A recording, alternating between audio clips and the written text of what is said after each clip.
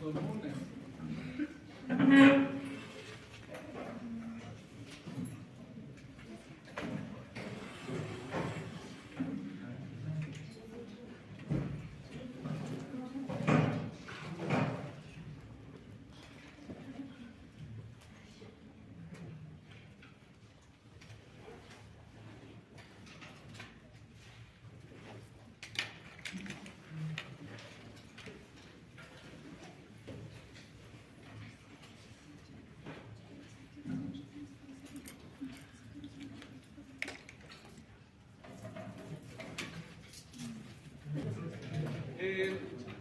Les voy a dejar al final, entonces no se van a preocupar mucho.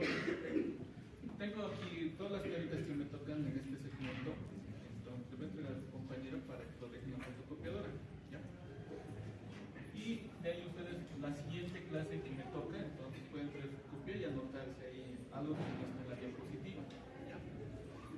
Entonces, yo creo que eso para no estar como locos. Muy bien, vamos a empezar hablando acerca de qué son las hormonas. Las hormonas entonces son, nos dice, unas sustancias que van a ser secretadas por células especializadas.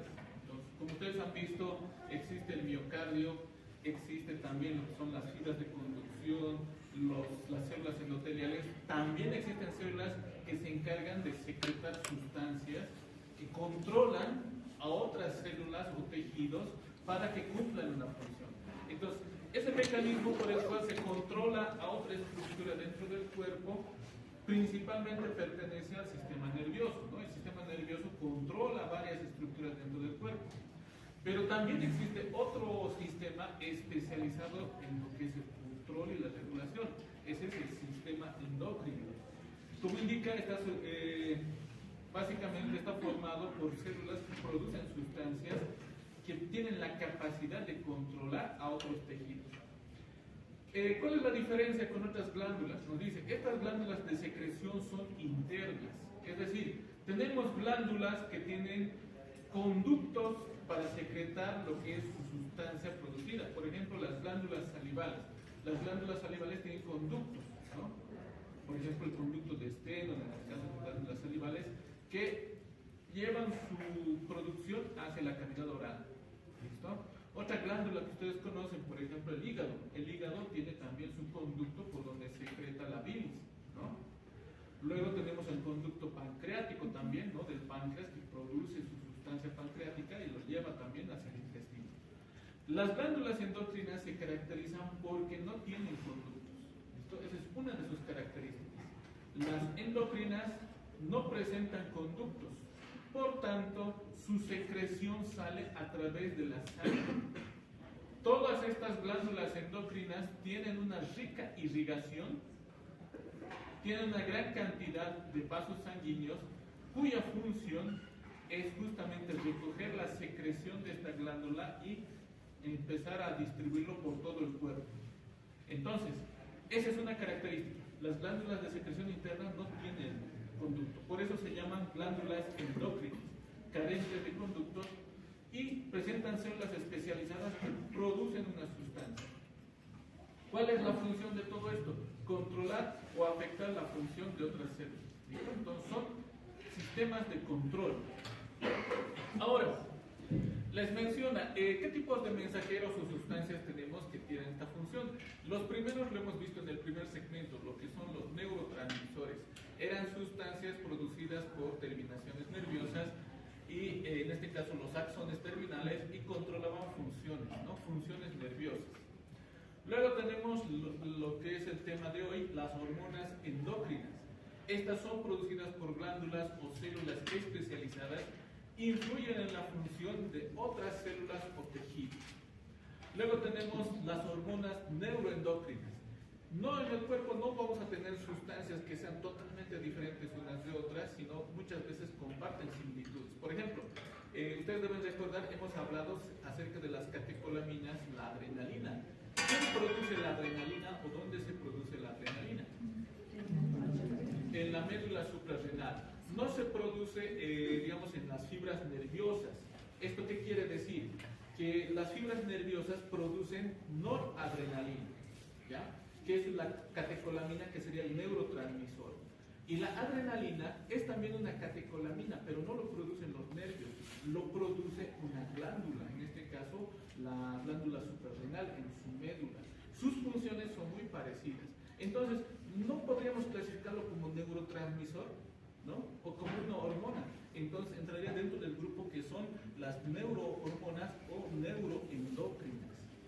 ¿Ya? De la misma manera, va a haber sustancias que ustedes van a ver, si se producen en ciertas células nerviosas, no van a ir a hacer sinapsis con otra neurona, sino van a ir a afectar a otras células. Vamos a ver muchos ejemplos, por ejemplo, en la hipófisis. Más adelante vamos a hablar un poquito de esto. Luego tenemos las hormonas parácrinas. Nos dice, son secretadas de una célula al líquido extracelular, actúan sobre células diana o células vecinas. Entonces, digamos que esta es una célula productora de hormona y aquí tenemos una célula que es afectada por esta hormona. Produce su hormona y le afecta a la célula del lado. Entonces, eso se llama acción parácrina, porque afecta a lo que está a su lado. Luego tenemos las hormonas que son autócrinas. ¿Qué quiere decir? Son producidas por una célula, pasan al líquido extracelular y actúan sobre las mismas células que lo han fabricado. Entonces, yo produzco mi hormona, sale al líquido extracelular y vuelve hacia mí para estimular otra función. Entonces, cuando la hormona sale y estimula la misma célula que lo ha producido, entonces es autócrina. Luego tenemos estas sustancias que son las citocinas. Nos dice, son péptidos secretados por las células hacia el líquido extracelular y funcionan como hormonas autócrinas, parácrinas y endócrinas. Ejemplos, vamos a verlo en el cuarto segmento, las interleucinas y las linfocinas. Las interleucinas son unas sustancias producidas por los leucocitos para afectar la función de otras células, pero no son hormonas como tal, porque en este caso tienen una acción de defensa, ¿no? Una defensa para evitar las infecciones. Nos mencionan también las hormonas citocinas. Dentro de este grupo, por ejemplo, tenemos otras que tienen una acción bien interesante, la leptina, que sería la hormona de la saciedad, que es producida por los adipocitos. Entonces, ¿qué se ha descubierto? Que existen células, ¿no? En este caso los adipocitos, que antes se pensaba que no tenían función endocrina, pero se ha visto que estas células pueden controlar lo que es el apetito de la persona y asimismo provocar que esta persona aumente de peso, se vuelva más gordita o enflaquezca, ¿no? Muy bien, entonces, ¿dónde se origina todo lo que es el control de las hormonas? Las hormonas están estrechamente relacionadas al sistema nervioso, ¿ya? Entonces, partimos de esa idea. El sistema nervioso y el sistema endocrino no son agentes totalmente, digamos, distantes, están estrechamente relacionadas. ¿Por qué? Ustedes conocen lo que es el hipotálamo. El hipotálamo es una estructura nerviosa que básicamente controla el sistema nervioso simpático y el parasimpático, ¿no? Ahí es donde surge el control sobre el sistema autónomo. Pero también controla a otra estructura que va a ser la hipófisis. Entonces, en este dibujito, aquí tienen lo que es el hipotálamo. Y el hipotálamo, con sus neuronas, va a controlar a esta otra glándula que es la hipófisis. La hipófisis, por su lado, va a controlar a distintos órganos a través de muchas hormonas, ¿ya? ¿Cómo lo controla? Nos dice, el hipotálamo produce unas sustancias que serían como unas hormonas, ¿no?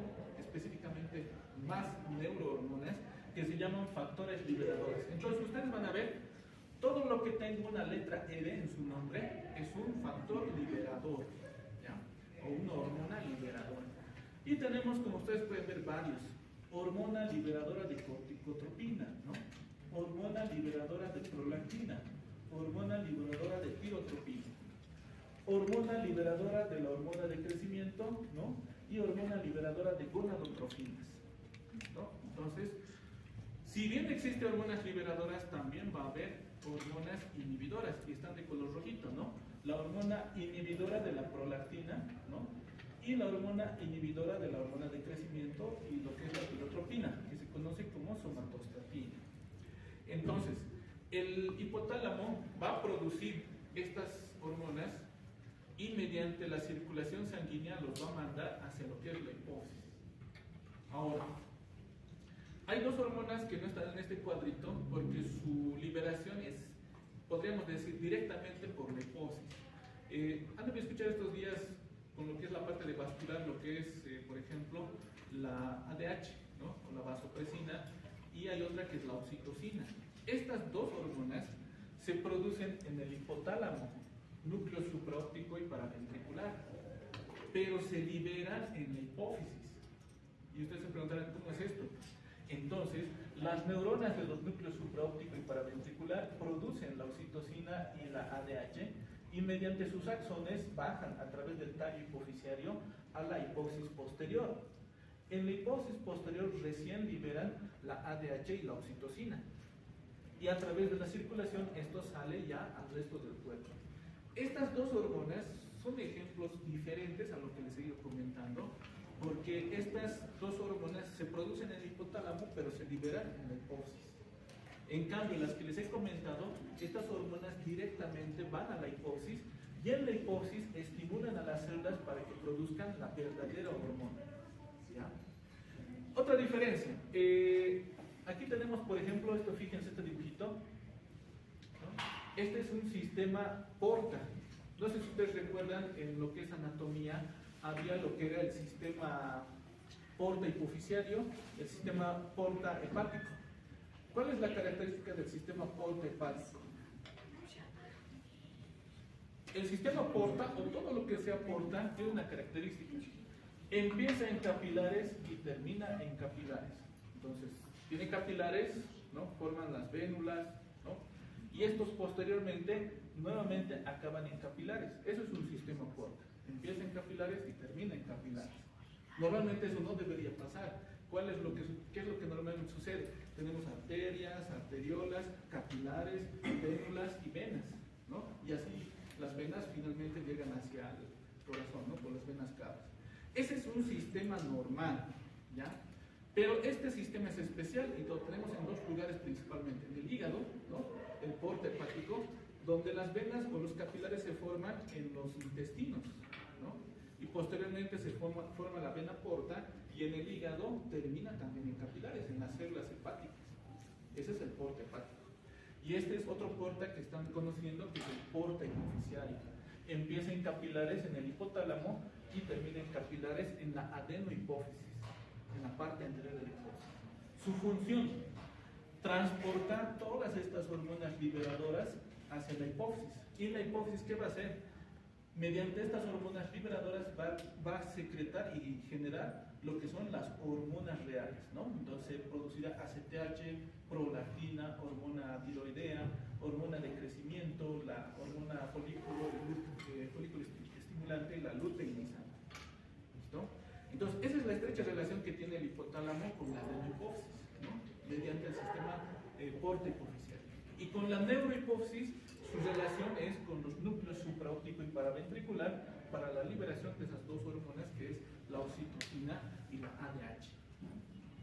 Bueno, aquí el dibujito simplemente para que ustedes vean la magnitud del control que tiene la hipófisis sobre el cuerpo.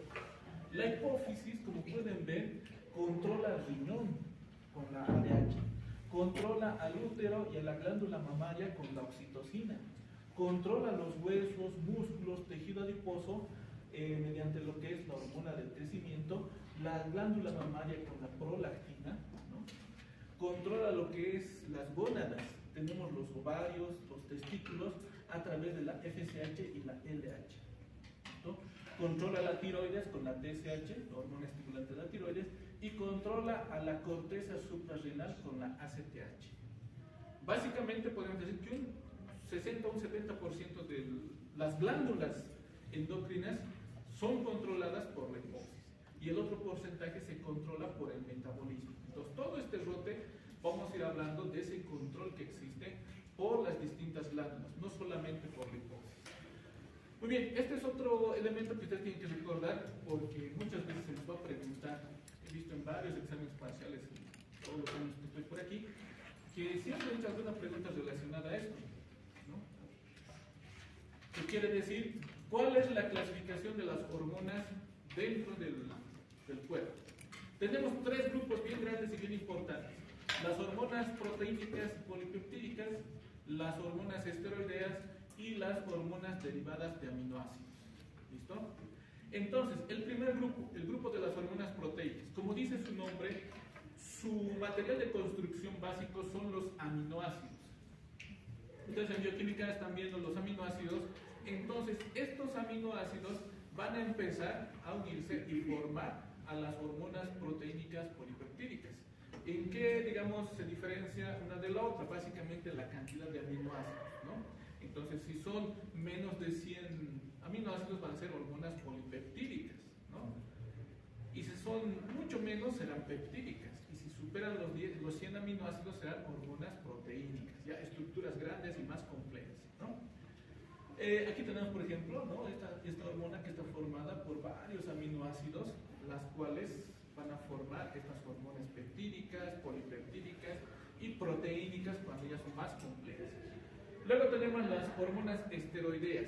Las hormonas esteroideas están formadas por el colesterol. ¿Listo? Entonces ustedes se preguntarán o se preguntaban tal vez, si el colesterol es malo para el cuerpo, ¿por qué lo producimos o por qué lo retenemos? Y la razón de esto es para producir hormonas. ¿No? Estas hormonas utilizan al colesterol, ¿no? Y van a formar parte del grupo de las hormonas esteroideas. Y principales representantes nos dicen, tenemos la corteza suprarrenal, las gónadas, la placenta, ¿no? Y aquí tenemos la molécula de colesterol formando, en este caso, la hormona que es el estradiol, ¿ya? ¿Y quién lleva este colesterol a este lugar? Son principalmente los VLDLs, ¿no? Ustedes, no sé si recuerdan, tenemos el colesterol bueno y el colesterol malo, ¿no? Los HDLs son los colesteroles buenos porque recolectan el colesterol que está por ahí y lo retienen.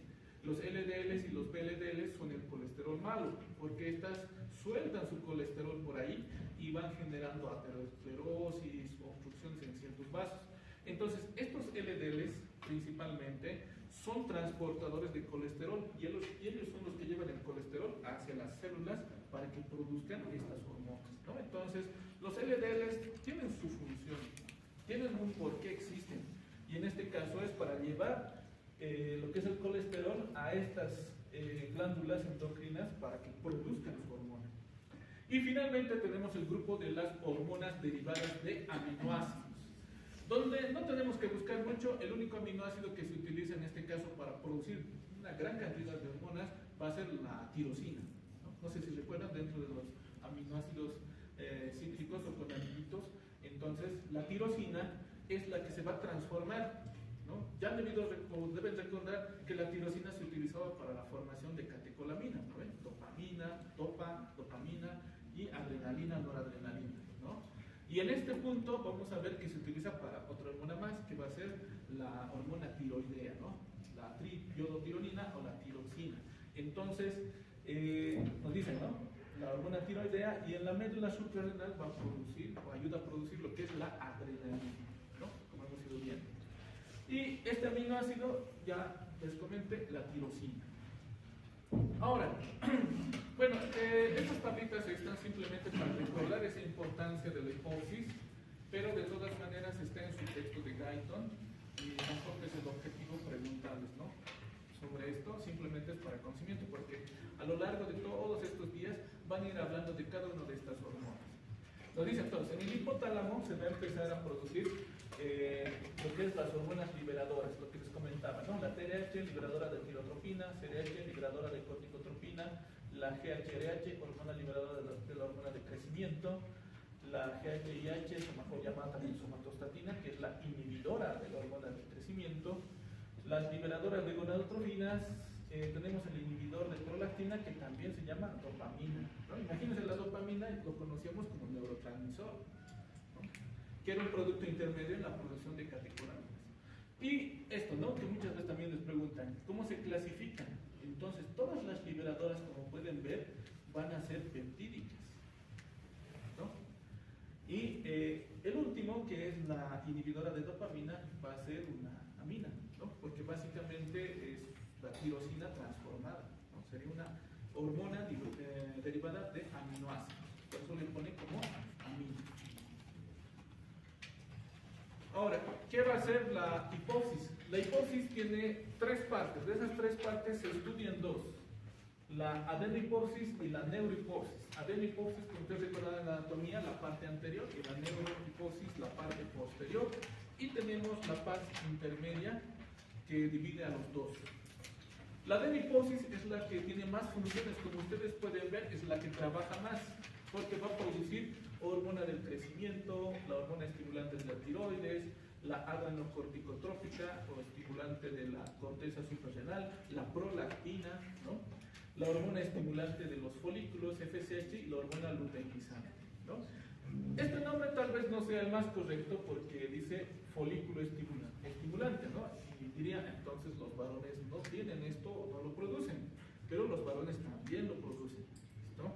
Y cuando veamos el tema de hormonas masculinas, vamos a ver que estos dos son muy importantes para los varones, porque les ayuda a producir sus propias hormonas, ¿listo? Entonces no debería ser tanto folículo, ¿no?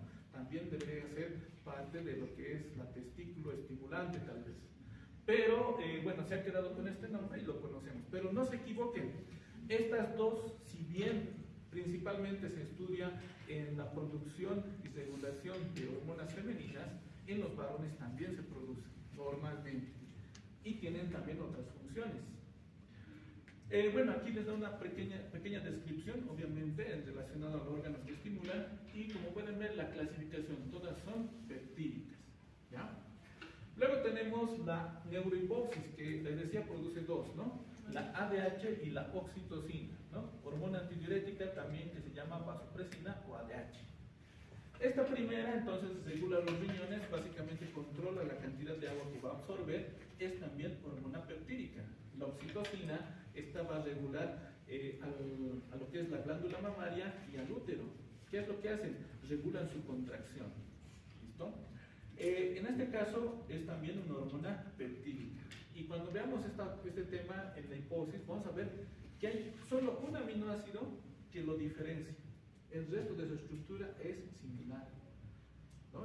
Imagínense qué tan exacto tiene que ser el receptor para no confundirse, ¿no? Y decir, ah, no, esto es ADH, esto es oxitocina, ¿no? Porque, o sea, su diferencia es mínima, es solamente un aminoácido.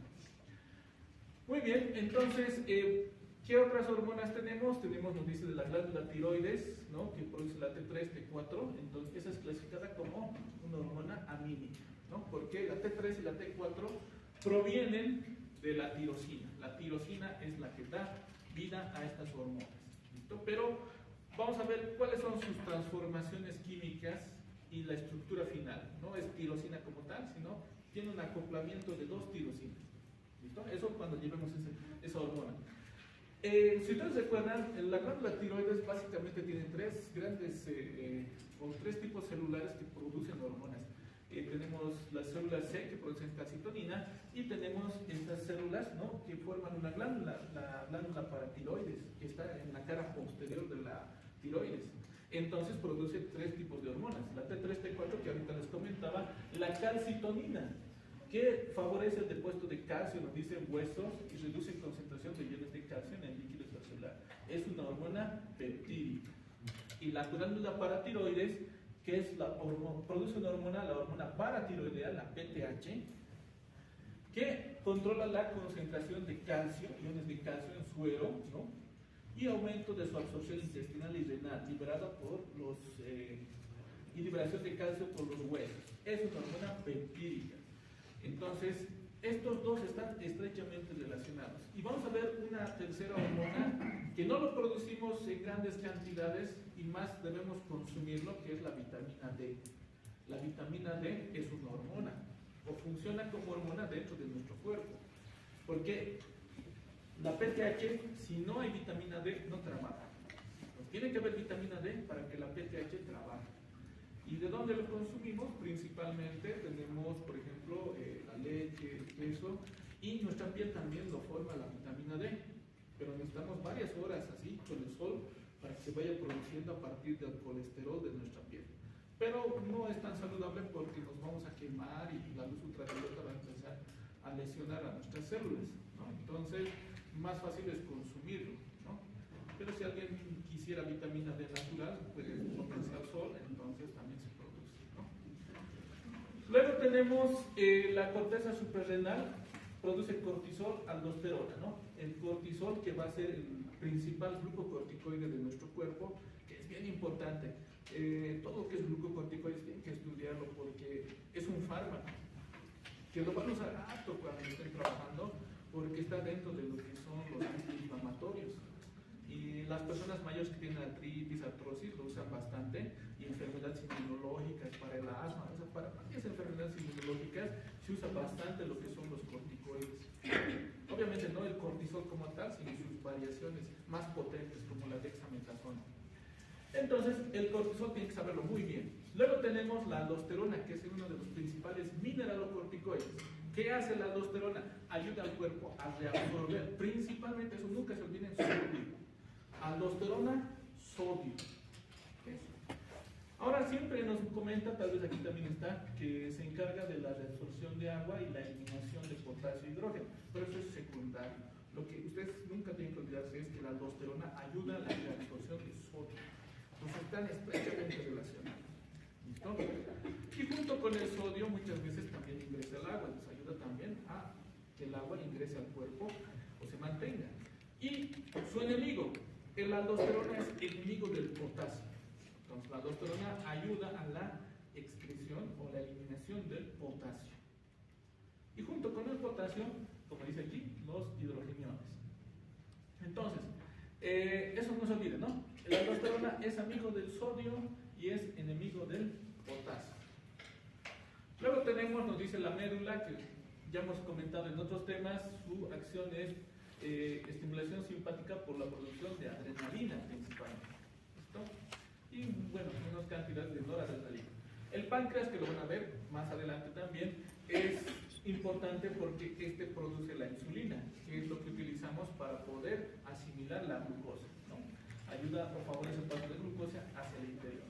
Y la otra hormona es glucagón, que es la que genera aumentos de glucosa en la sangre cuando no existe insulina o cuando no existe alimentación. Es básicamente la hormona del ayuno. Y bueno, la paratiroides, que ya les he comentado. Luego tenemos las gónadas, que producen, en el caso de los varones, testosterona, en el caso de las mujeres, estrógenos y progesterona. Pero también no nos equivoquemos, cuando lleguemos a este tema vamos a ver que las mujeres también producen testosterona, ¿no? Y tenemos dos tipos. En la corteza subrenal, andrógenos, de androsterona, ¿no? Y es por eso que algunas compañeras tal vez tienen algo más de vello corporal, ¿no? Han debido ver también en algunas fotos se ven mujeres con mucho vello facial, ¿no? Eso es porque sus andrógenos están más elevados, ¿no? Hay mujeres que son con carácter más fuerte, ¿no? Que incluso los varones, ¿no? Entonces por sus andrógenos, ¿no? Como la testosterona, androsterona, que están más elevados y tienen ese carácter. Entonces los andrógenos, como la testosterona, dan ese carácter, ¿no? Fuerte. Y bueno, lo producen las mujeres y los varones. Solo que en las mujeres rápidamente esto se va transformando en estrógenos, ¿no? Por enzimas como la aromatasa, que transforma la testosterona en estrógenos. Y también ustedes han debido ver en los varones cuando usan, bueno, ahora no, porque ya se ha mejorado la síntesis de andrógenos para el fisiculturismo. Antes utilizaban testovirón, ¿no? O testosterona para caballos, los fisiculturistas. Entonces, claro, les ayudaba a aumentar masa muscular, pero les generaba hipogonadismo, ¿no? Entonces, había problemas. De todas maneras, vamos a ver eso justamente en estos temas de hormonas masculinas y femeninas, cómo se interrelacionan todas estas. Y como pueden ver, todas estas son hormonas esteroideas a partir de colesterol. La placenta también es un órgano endocrino, produce sus propias hormonas, gonadotrofina coriónica humana, somatotropina humana, estrógenos, progesterona. Y las dos primeras son peptídicas y los estrógenos y progesterona son esteroideas. Luego tenemos el riñón, que también produce la renina, que es una hormona peptídica, que la han debido ver en la parte de renina, angiotensina, aldosterona, ¿no? Para la regulación de la presión arterial. Y esto, bueno, no produce la vitamina D, esta es la vitamina D activada, 1,25-dihidroxicolecalciferol. La vitamina D que ustedes comen solamente sería el hidroxicolecalciferol, ¿no? Entonces, cuando ustedes comen la vitamina D, tiene que activarse. Y se activa, nos dice, hidroxilando la posición 1,25. Si no está hidroxilado esas dos posiciones, esa vitamina D no funciona. En vano está en el cuerpo. ¿Ya? Y obviamente hay enfermedades donde no se produce esa hidroxilación, por tanto la vitamina D no se activa. Cuando el riñón es el último que se encarga de activar la vitamina D, y esto va a activar a la PTH para la absorción de calcio. Es una hormona esteroidea porque la vitamina D está también construido a partir de colesterol. Luego tenemos esta que es bien importante, le vamos a ver en el cuarto rote, que es la eritropoyetina. Es la hormona de la sangre. Esta hormona es la que estimula a la médula roja de los huesos para que empiecen a producir a los eritrocitos. ¿Ya? ¿Quiénes tienen deficiencia de esto? Son las personas que tienen insuficiencia renal.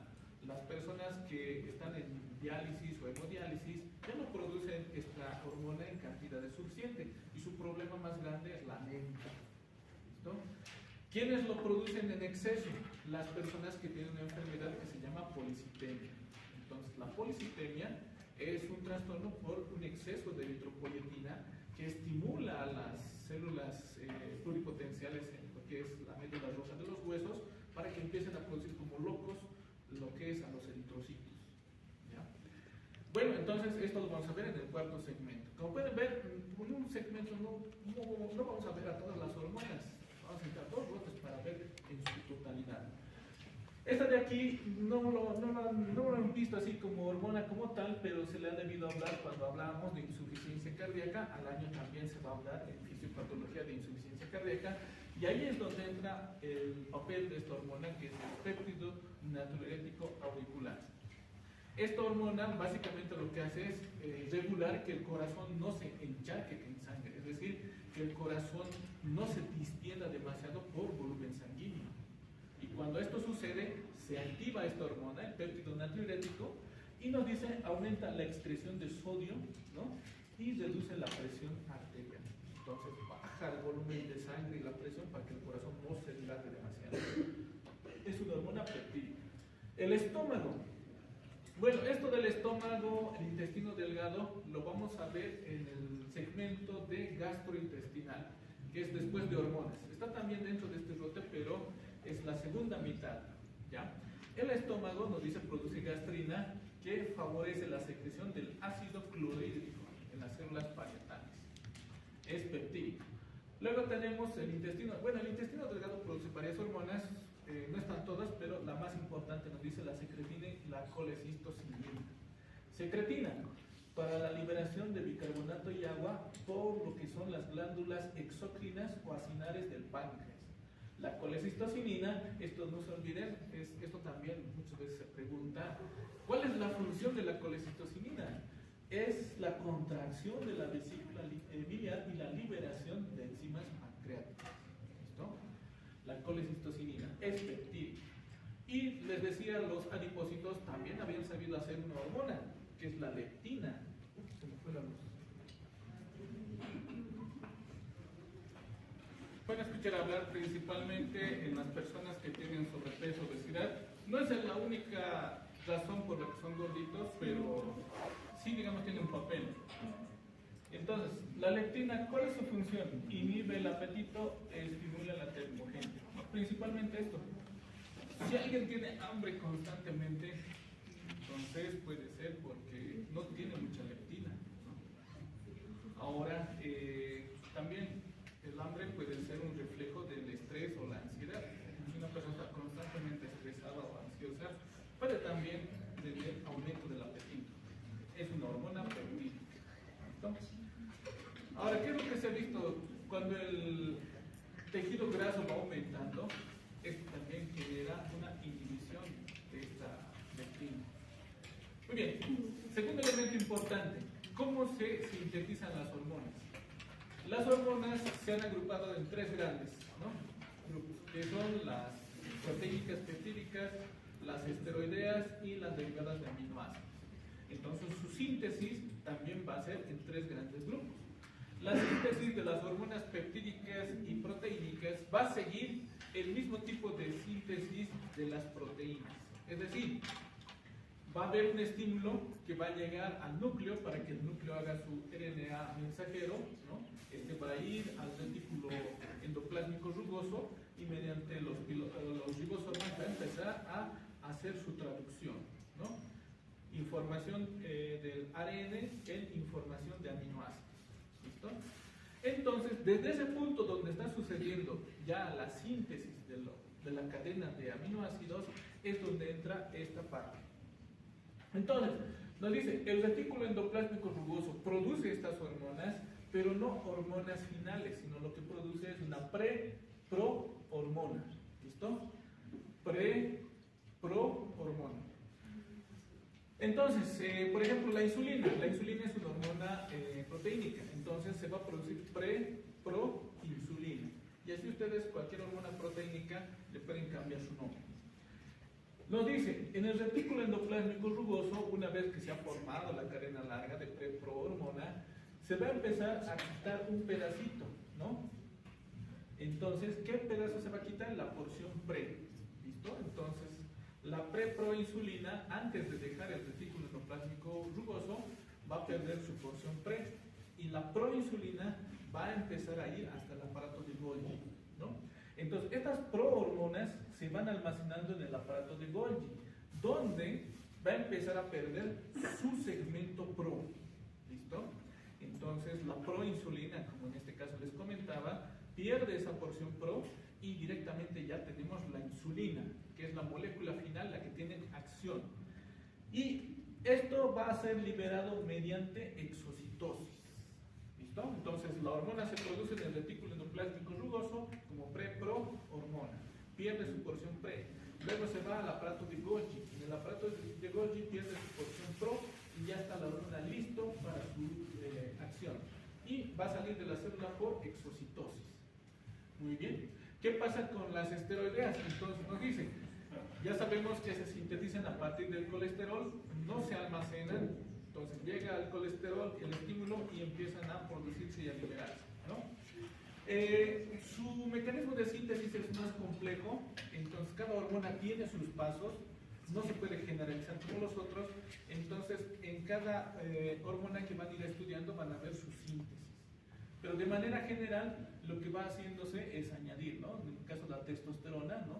Se va añadiendo, ¿no? Grupos hidrógeno, ¿no? Acetato, ¿no? Y al final de la testosterona se puede sintetizar estradiol, que es una hormona estrogénica, ¿no? Que es más presente en las mujeres. En los varones también tenemos, ¿no? Por ese proceso que les decía, ¿no? De la aromatasa. Entonces, algunos varones, por ejemplo, se pueden sentimentales, empiezan a llorar, dicen, pero ¿por qué? Si soy varón, no debería llorar. Entonces, la razón es esto, ¿no? La transformación de toda su testosterona que tiene se va volviendo un estrógeno, ¿no? Y eso también ocasiona esos cambios, ¿no?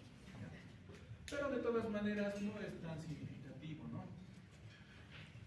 Las hormonas amínicas, estas ya han visto lo que es su transformación en catecolaminas, ¿no? Dopa, dopamina, noradrenalina, adrenalina. Y en este segmento principalmente lo que se va a estudiar es a la T3 y a la T4. Cómo a partir de la tirosina se forma T3, T4. Y la verdad es un poco complejo su transformación, porque primeramente tiene que formarse una molécula grande que es la tiroglobulina. La tiroglobulina tiene que iodarse. El yodo va a llegar hasta ese lugar y después de iodarse tiene que acoplarse. Dos tirosinas se unen y recién ahí se forma la T3 y la T4. Y esa T3, T4 nuevamente llega a las células foliculares y de ahí sale a la circulación. Entonces es un poco más complejo su síntesis y se va a estudiar eso con más detalle cuando se avance la glándula tiroidea. Pero nos dice, bueno, ahí está la tiroglobulina y luego se van formando esas vesículas y posteriormente se van liberando.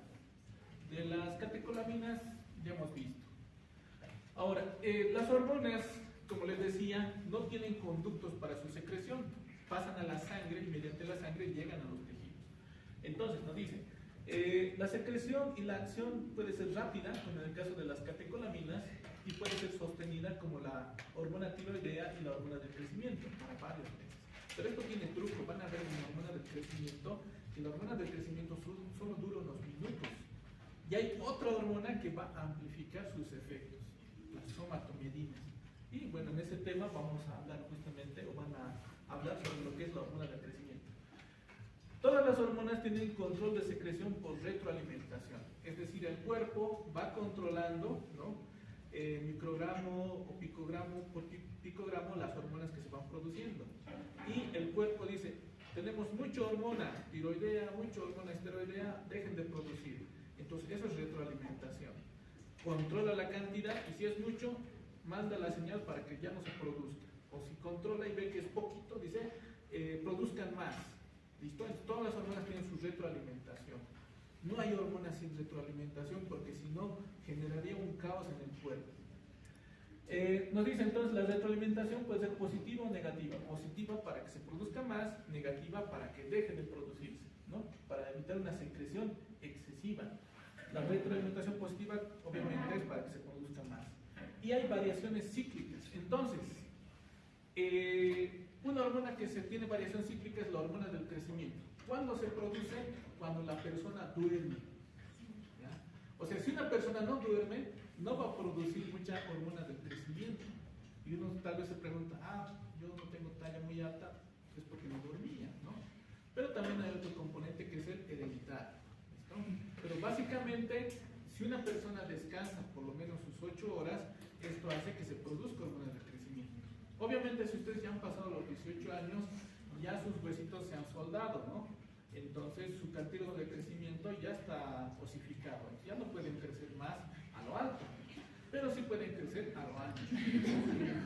Y ahorita los traumatólogos también están haciendo lo que es la distensión de los huesos de la pierna, ¿no? Entonces, por un módico precio, les van poniendo sus fijadores externos y les van alargando lo que son los huesitos de la pierna y pueden aumentar 10 hasta 15 tal vez centímetros, ¿no? Entonces hay formas, pero de todas maneras, si uno quiere naturalmente crecer es mediante el sueño, ¿no? Entonces, más duermo, más crezco, así más o menos es la relación. Y así tenemos hormonas que tienen ese ciclo de sueño-vigilia, o sea, mientras duermes se produce más, mientras despierto ya no tanto, ¿no? Y van a ver después en los siguientes segmentos cuáles son las otras hormonas, pero una les comento. El transporte entonces de las hormonas va a ser de la siguiente manera. Las hormonas hidrosolubles no necesitan muchas veces transportador y están libres en la sangre. ¿Quiénes son las hormonas hidrosolubles? Todas las hormonas proteínicas peptídicas. Esas son las hidrosolubles, ¿ya? Tienen sus transportadores, algunas que otras, pero pueden estar tranquilamente libres en la sangre. ¿Cuál es lo malo? Lo malo es que rápidamente las enzimas los inactivan. Entonces, muchas veces su vida media no es muy larga porque rápidamente son metabolizados. Pero las que son, digamos, proteínicas y tienen su transportador, aguantan mucho más en la sangre, ¿no? Se protegen de las enzimas. Luego tenemos las hormonas hidrófobas o liposolubles. Son las hormonas esteroideas y las tiroideas por tensión. Las hormonas esteroideas principalmente, como son lipofílicas, son apetentes de la grasa, pero son hidrofóbicas, el agua les repele, necesitan a fuerza un transportador. Entonces, todas las hormonas esteroideas que hemos ido comentando y las que van a ver, tienen un transportador porque no pueden pasearse en el líquido extracelular porque el agua los retiene, los aísla. Y en el caso de la hormona tiroidea tiene su transportador y gracias a ese transportador puede estar semanas o meses circulando y esto ocasiona que su vida sea muy prolongada, ¿no? Generalmente nos dicen transportada al 90% y alguna que otra vez puede estar libre solo un 10%, pero principalmente tienen su transportador. Y obviamente, como cualquier otra sustancia dentro del cuerpo, va a sufrir procesos de aclaramiento, es decir, se va a reducir su cantidad, se va a metabolizar o se va a destruir, ¿no? Algunas se unen a su receptor y finalmente se excretan, ¿no? Y en la orina vamos a encontrar sus residuos para poder cuantificar. Muy bien, entonces nos dice, se eliminan por destrucción metabólica en los tejidos, se unen a los tejidos, se excretan por el hígado. hígado, se excretan por el riñón y así termina la vida de las hormonas. Casi todas las hormonas peptídicas y catecolaminas son hidrosolubles y circulan en la sangre libremente, lo que les comentaba. Se degradan en la sangre los tejidos por acción de enzimas y se excretan por los riñones y el hígado.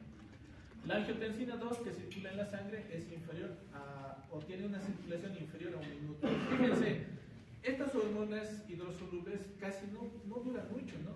1 minuto. En el caso de las catecolaminas, ¿qué quiere decir? Son segundos. Las hormonas que se encuentran unidas a proteínas plasmáticas se eliminan de la sangre con una velocidad mucho menor, ¿no? Y a veces permanecen en circulación durante varias horas, incluso días. Entonces ahí tenemos las hormonas, por ejemplo, esteroideas. La semivida de los esteroides suprarrenales en la circulación puede ser de 20 a 100 minutos, ¿no? Y la semivida de hormonas tiroideas puede ser de 1 a 6 días, ¿no? Entonces casi semanas. Pero esto vamos a ver que se amplía por una razón. Porque la T4 se transforma en T3, ¿no? Entonces la T4 puede tener una semana y la T3 tiene otra semana.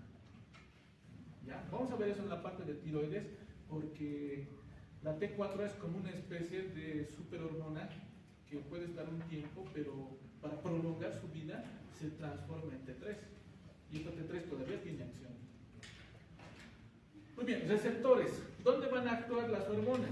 Las hormonas sí o sí necesitan una molécula que se llama su receptor. Si no interactúan con su receptor, esa hormona no tiene función, no va a hacer ningún efecto.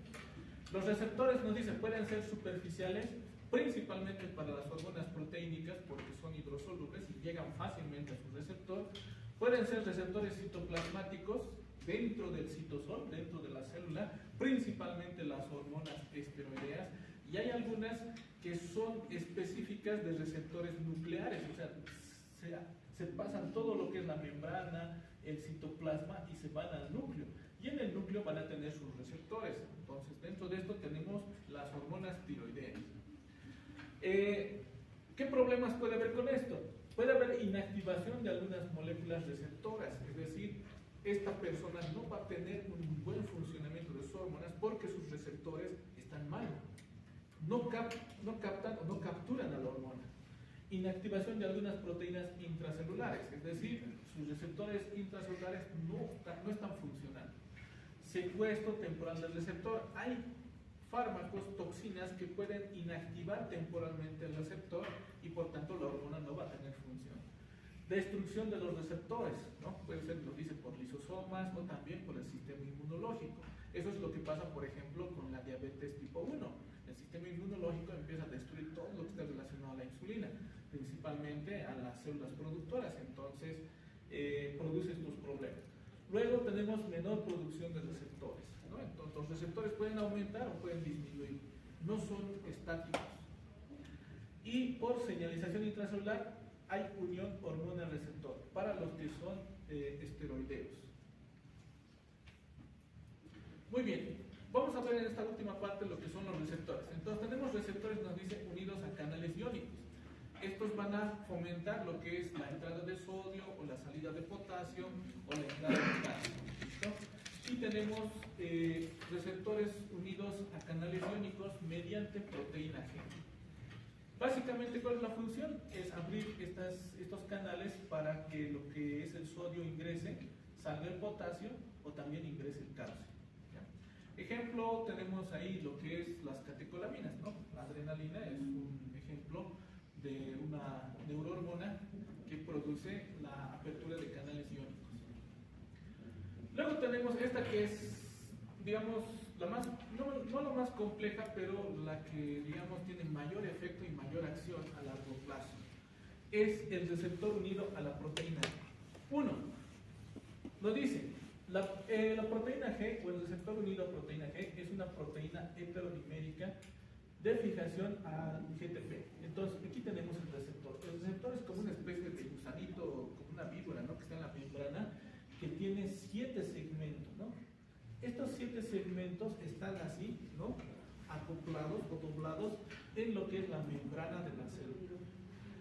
Va a tener dos extremos, un extremo extracelular, que es donde capta a la hormona, y un extremo intracelular que está unido a esto que es la proteína G. ¿Ya? Entonces tenemos receptor y proteína G. La proteína proteína G, como ustedes pueden ver, tiene tres subunidades, ¿no? Subunidad alfa, beta y gamma, ¿no?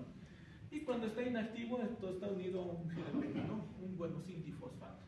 Cuando llega la hormona, entonces se activa el receptor, activa a lo que es la proteína G, y esta proteína G ahora se agarra de un guanosine trifosfato, un GTP. Posteriormente, esta proteína G va a soltar una de sus subunidades, ¿no? Nos dice la subunidad alfa. Esta subunidad alfa es la que activa a las enzimas intracelulares. En este caso está activando a una adenilato ciclasa, ¿no? Para producir AMP cíclico. No es la única, nos dice puede también activar a la fosfolipasa C, ¿no? Y bueno, se une a un GDP por su subunidad alfa, ¿no? La que más trabaja en la proteína G es la subunidad alfa.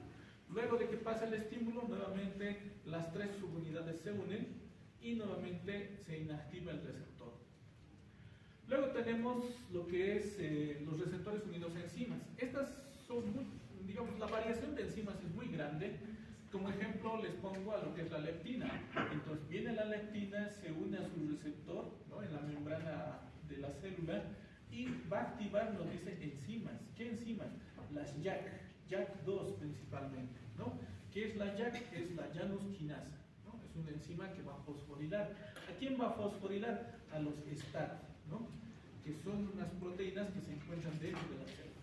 Y estos STATs fosforilados van a ir hacia el núcleo principalmente y van a empezar a activar a lo que es los RNA mensajeros del núcleo para la síntesis de alguna proteína, ¿no? Entonces, estos STAT pueden producir traducción de señales y activadoras de transcripción, activan proteínsinasas, ¿no? También mediante otras moléculas que es el MAP, el fosfatidil inositol 3 sinasa, y de esta manera pueden activar lo que es la transcripción de proteínas y otras sustancias.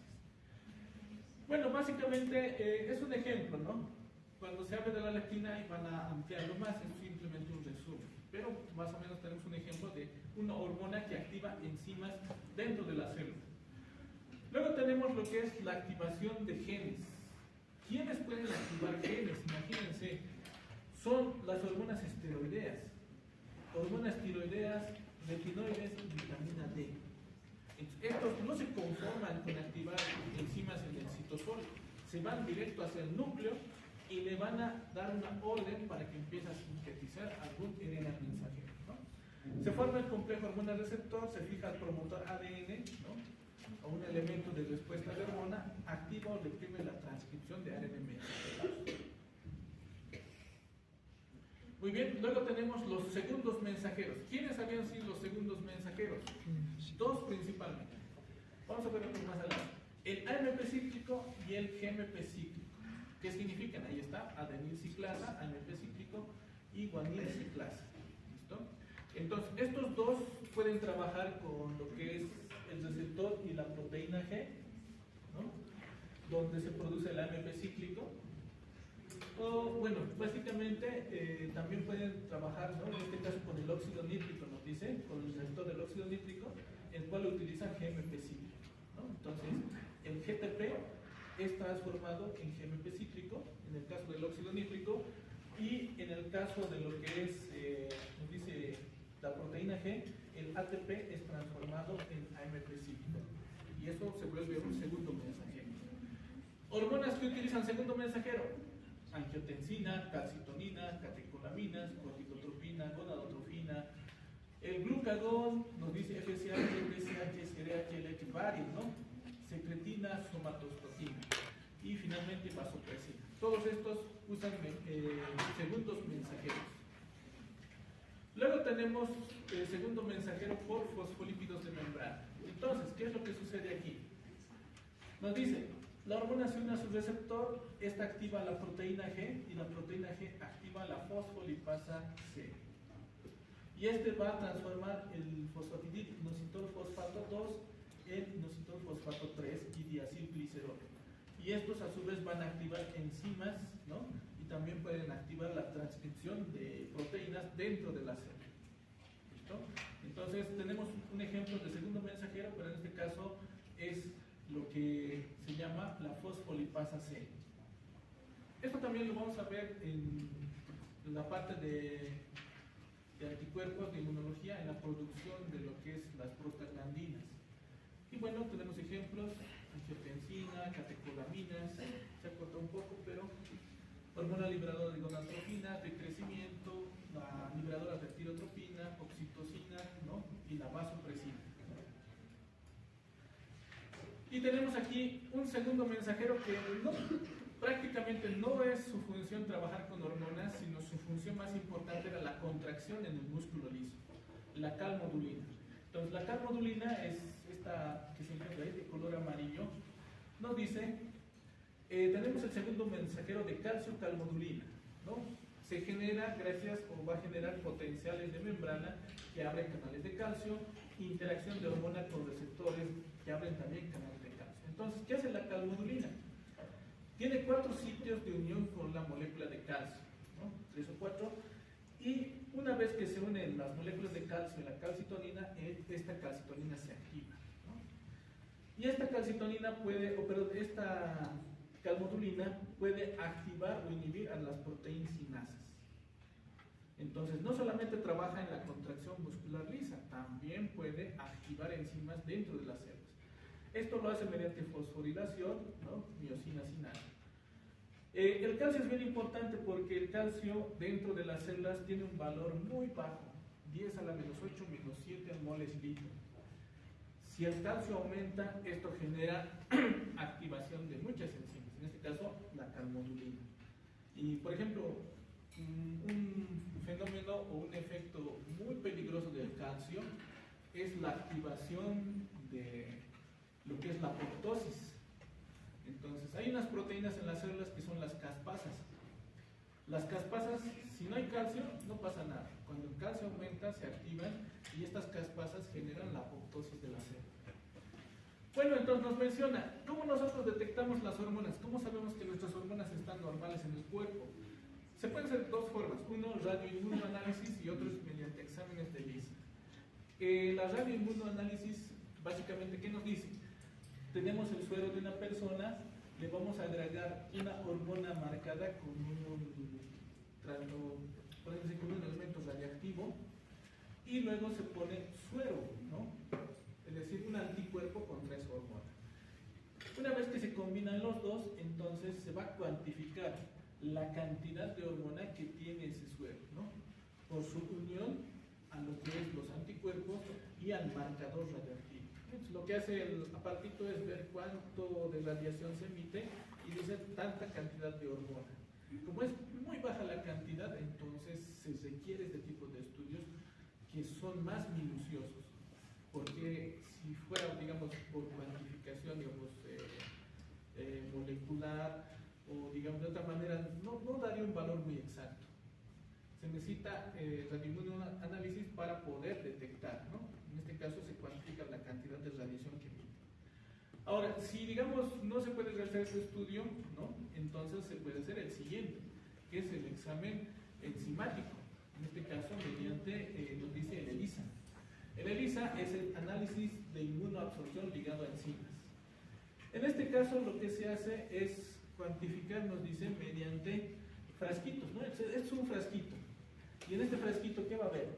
Nos dice, va a haber un anticuerpo, AB1. Luego, en otros frasquitos va a haber, nos dice, el AB2, que es un segundo anticuerpo. Y puede haber un tercer anticuerpo AB3, ¿no? Este de aquí reconoce al AB2, el AB2 al AB1 y el AB1 reconoce a la hormona. Como hay hormonas que son tan pequeñas porque son peptídicas, 9 aminoácidos, 10 aminoácidos, entonces lo único que puede detectarlo son los anticuerpos. Es decir, moléculas tan pequeñas como las hormonas. Y estas se van uniendo, ¿no? Y nos dice, convierte el sustrato, que sería la hormona, en un producto fácil de detectar con métodos ópticos. Entonces, ¿qué va a pasar aquí? El pocillo va a cambiar de color. En el primero era la radiación y en este segundo el cambio de color. Entonces, de un color transparente se va a transformar en un color morado. Pero el morado tiene sus escalas, es decir, hay un morado más suave, un poco más oscuro, y un morado muy oscuro, ¿no? Entonces, uno si ve el color dice parece morado, pero no sabe especificar qué grado. Entonces necesita un aparatito, un espectrofotómetro. No lo he puesto, pero el espectrofotómetro detecta las variaciones de color, de intensidad del color morado y les dice cuánto de hormona tiene esa muestra. Es el principio por el cual, por ejemplo, se utiliza el StatFax. Ustedes tal vez en bioquímica han visto, ¿no?, el aparatito para medición de glucosa. En bioquímica lo van a usar. Entonces, estos miden la intensidad del color de la sustancia para determinar la cantidad de hormona, de glucosa que tiene. Nos dice beneficios: no usa isótopos radiactivos. El análisis puede automatizarse. Ponen la muestra y en papelito les dice cuánto tiene, ¿no?, sin que ustedes estén midiendo directamente. Costo, efectividad, exactitud son buenas, es decir, es tan bueno como el otro, pero con menos complicaciones, ¿no? Y esto se ha usado bastante en esto del COVID para medir justamente anticuerpos, ¿no?, IgG, IgM. Y actualmente hay varios laboratorios que realizan. Si alguien dice, tal vez me falta mi testosterona, va a un laboratorio, se hace un estudio, puede ser de ELISA, y le dicen, usted tiene tanto de testosterona, ¿no? Y le dan ahí su rango. Y se dice, ah, no, está bien, o tiene mucha testosterona. Tal vez han visto sus compañeros que son muy agresivos, mucha testosterona. Listo, muchachos, muchas gracias. Y